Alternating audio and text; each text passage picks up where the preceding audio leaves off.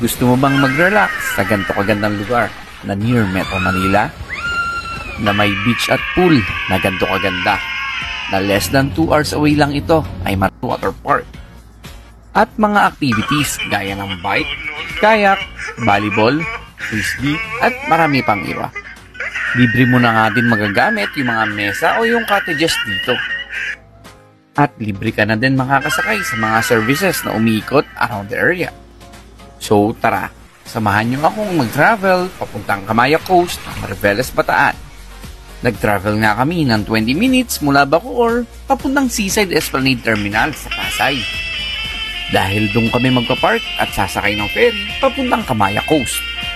Weekend nga yun nakuha namin ticket. Nagkakalaga siya ng 1,299 pesos per pax. Dahil weekend kami nagpunta at mahirap mag-book para sa promo nila na 299. Nagpark nga kami sa may Esplanade sa Seaside MOA dahil doon din kami sasakay ng ferry papuntang Kamaya Coast.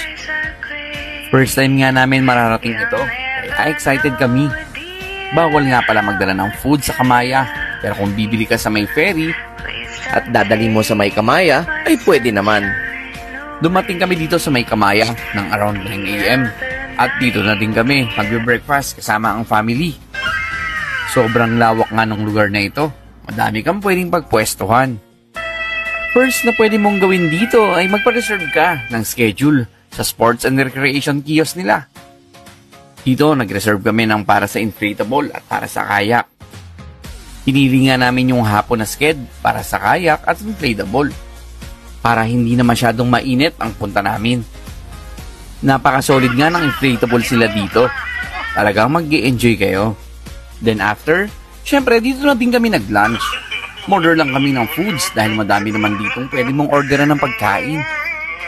Mas mataas nga lang yung price ng food sila dito kumpara mo sa malls. Pero, carry din naman. Then after namin mag-lunch, pumunta na kami sa may aqua fun sa isang pool area na puno ng slides kung saan wala kang gagawin kundi mag-slide, mag-splash, then repeat. Dito, mas na-enjoy namin yung mga pools at slides.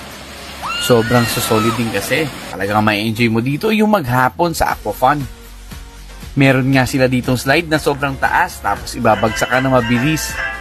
Sa sobrang solid nga ng lugar ay nalimutan na din namin yung schedule namin sa may beach.